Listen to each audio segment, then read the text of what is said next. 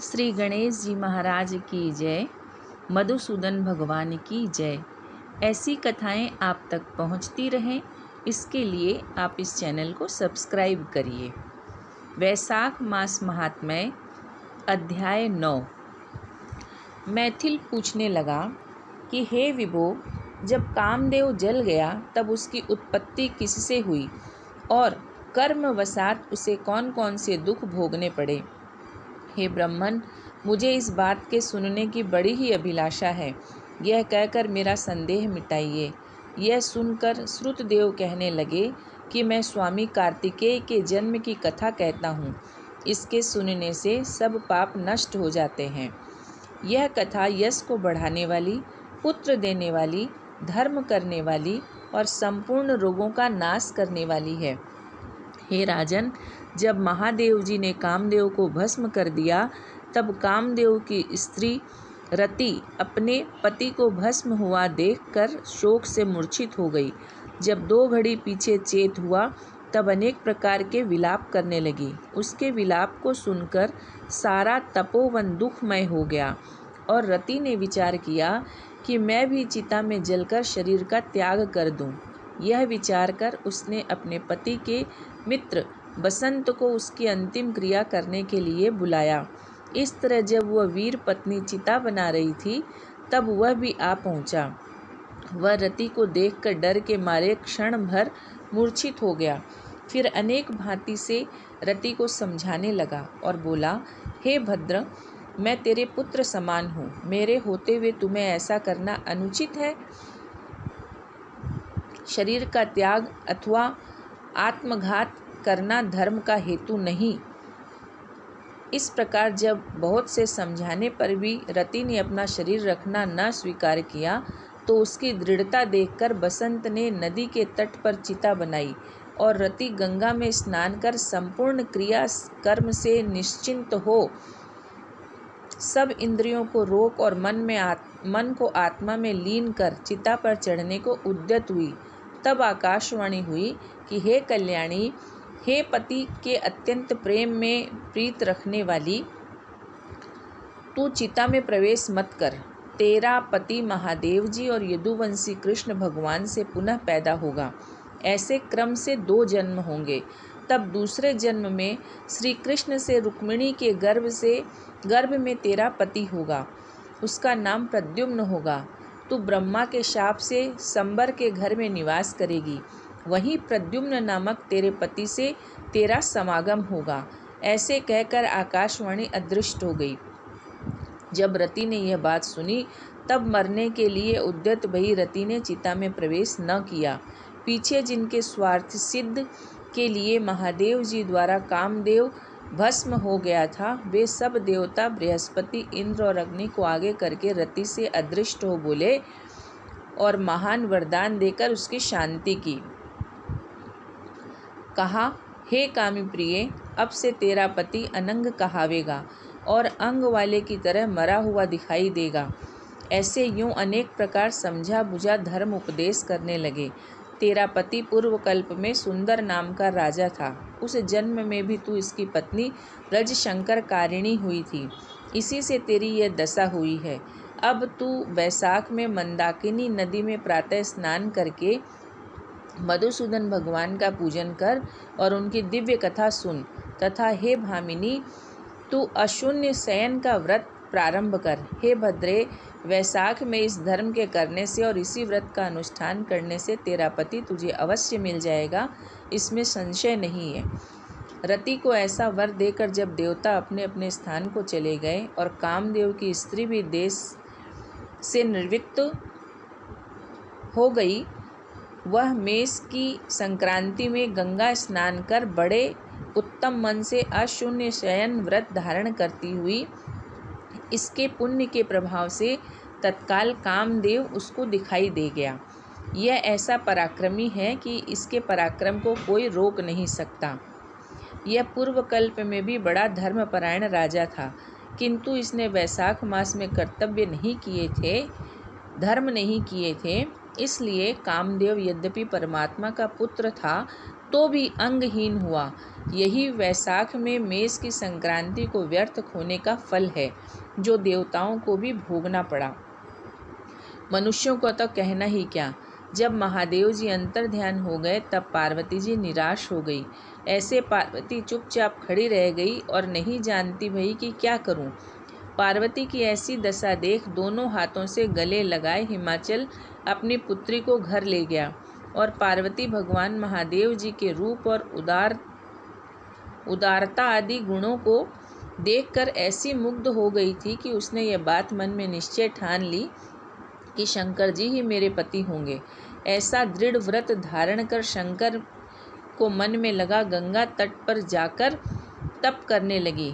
माता पिता तथा कुटुंबियों ने बहुत समझाया पर एक न मानी, अन्न खाना छोड़ दिया। बड़ी बड़ी जटाएं बढ़ गई और यूं ही सहस्त्र वर्ष तक महालिंग का पूजन करती रही।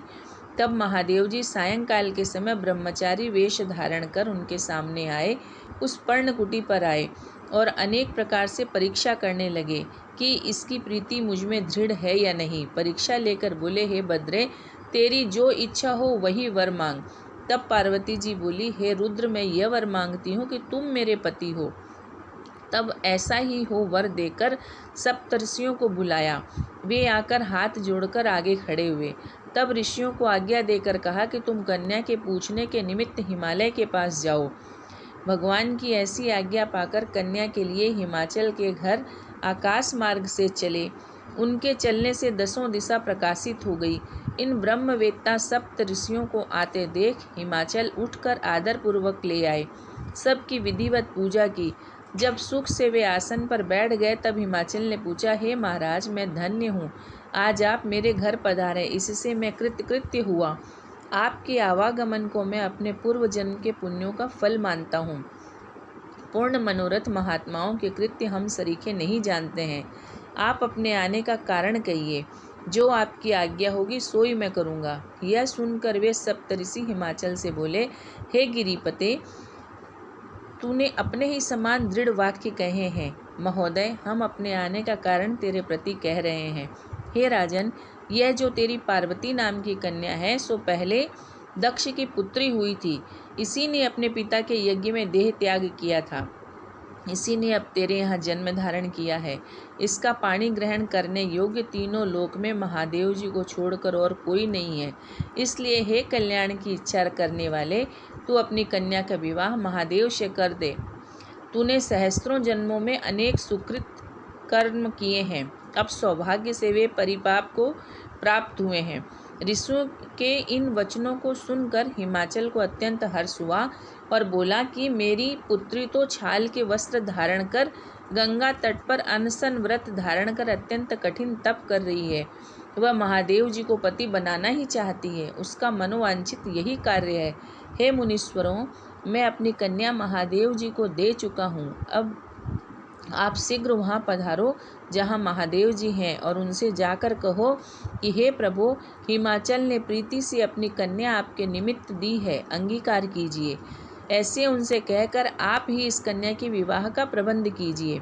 तब हिमाचल ने यूँ कहा और सब सप्तऋषि महादेव जी के पास गए और उनको सब समझा बुझा विवाह निश्चित कर चले गए। तब तो लक्ष्मी आदि सब देवियाँ और विष्णु आदि सब देवता, चाहो मातृका और सब मुनिगण उस महोत्सव को देखने बाराती बनकर चले और महादेव जी सब देवता मुनि मातृका आदि को संग ले बैल पर चढ़कर चले, जिनके चारों ओर भूतगण संग हैं। भेरी, शंख, मृदंग, पणव, मूर्चंग आदि अनेकों बाजे बजने लगे। बंदीजन अनेक प्रकार के शब्द करते जाते हैं। ऋषिगण वेद की ऋचा के पाठ कर रहे हैं। इसी प्रकार हिमाचल की पुरी में प्रवेश किया। फिर सुंदर मुहूर्त, शुभ लग्न और शुभ ग्रहों की दृष्टि में हिमाचल ने अत्यंत ही प्रसन्न मन से विवाह कर दिया। राजन, त्रिलोकी के प्राणी मात्र इस उत्सव के आनंद में डूब रहे थे। इस महोत्सव के पूर्ण होने पर संपूर्ण लोकों के कल्याण करने वाले शंकर लौकिक धर्मों का पालन करने वाली पार्वती के संग स्वच्छंदता से रमण करने लगे। संपूर्ण रिद्ध सिद्धियों से युक्त इंद्र भवन तुल्य हिमालय के शिखर पर, नंदिनी के तीर पर, वन के बीच, रात्रि में जहाँ मतवाले भौरा गुंजारते हैं, पक्षी कुहुकते थे और शब्द करते थे, ऐसे स्थान पर महादेव जी सहस्त्र दिव्य वर्ष तक रमण करते रहे। देवराज इंद्र ने स्त्रियों को वर दिया कि उस समय पुरुष संसर्ग करने से निश्चय ही स्त्रियों का गर्भ गिर जाए। जब महादेव जी पार्वती के संग नित्य प्रति रमण करने लगे और गर्भ स्थिति न हुई तो सब देवताओं को घोर चिंता हुई। सब मिलकर आपस में विचार करने लगे कि क्या कारण नित्य प्रति पार्वती के संग रमण में प्रवृत्त होते हैं। ऐसे नित्य ही गर्भस्राव हो जाने से हमारे कार्य की सिद्धि कठिन है। अतः अब कोई ऐसा उपाय करना चाहिए जिससे महादेव जी फिर रति करने में प्रवृत्त न हो।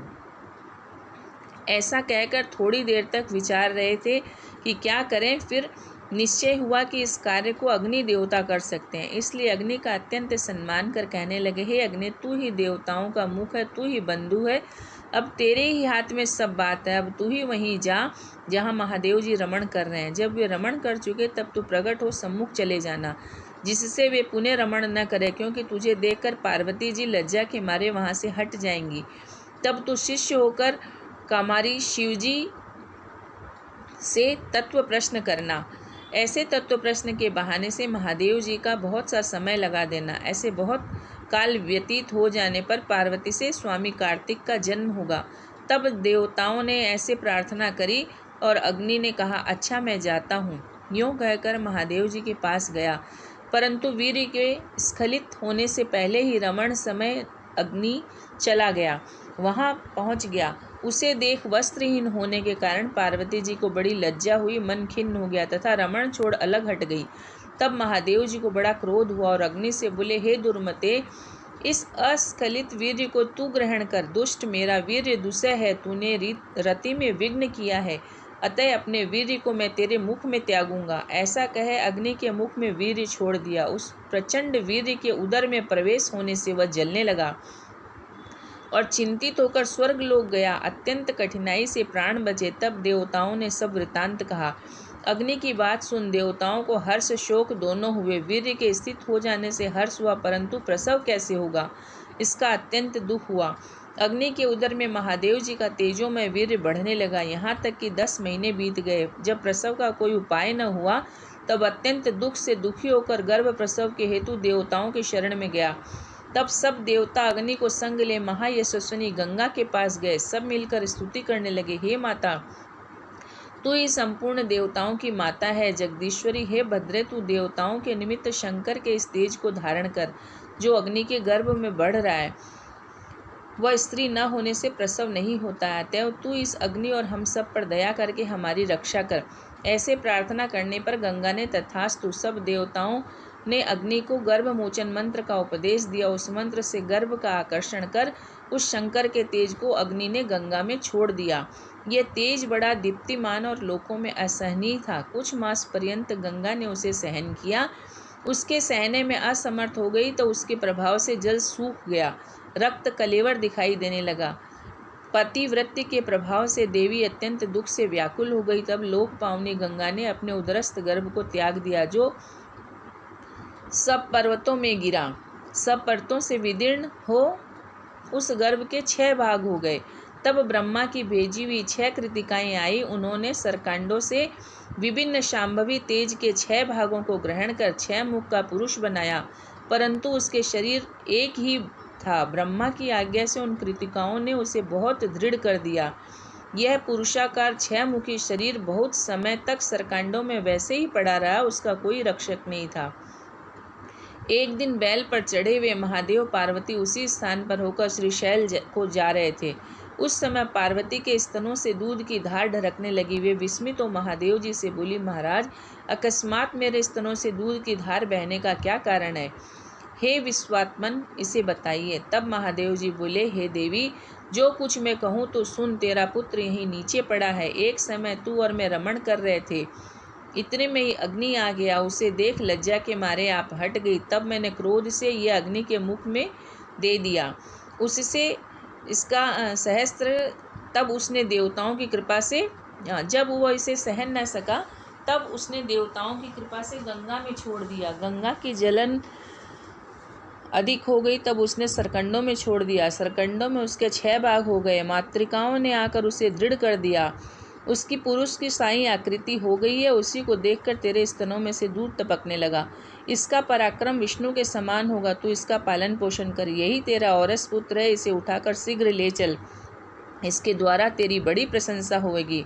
महादेव जी की बात सुनकर पार्वती जी ने शीघ्र ही बालक को उठा लिया और अपनी गोदी में बैठाकर दूध पान कराने लगी। महादेव जी के बताने पर देवी पुत्र स्नेह में तत्पर हो गई और महादेव जी के साथ कैलाश को गई। इस प्रकार पुत्र का लालन पालन करते हुए देवी अत्यंत संतुष्ट हुई। हे राजन, यह कुमार के जन्म की कथा मैंने तेरे सन्मुख कही।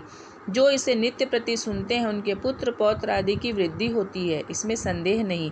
महादेव जी अप्रमता से उसके जानने में अत्यंत कष्ट हुए हैं। जो प्रीतिपूर्वक वैशाख के धर्मों का श्रवण करते हैं उसके बराबर कोई नहीं है। इसलिए वैशाख में किए हुए धर्म ही संपूर्ण पापों को नाश करने वाले हैं। इसमें धर्म करने से स्त्रियों का विधवा योग मिट जाता है, बड़ा पुण्य होता है और संपूर्ण प्रकार की संपत्तियां मिलती हैं। इसके प्रभाव से अनंग कामदेव भी अंगों वाला हो गया। जो लोग इस मास को बिना स्नान किए या बिना दान किए बिता देता है, उसे बहुत से धर्म करने पर भी अनेकों दुख भोगने पड़ते हैं। जो इसी एक मास में धर्म कर ले तो वह संपूर्ण धर्मों के लिए हितकारी है। बोलो मधुसूदन भगवान की जय।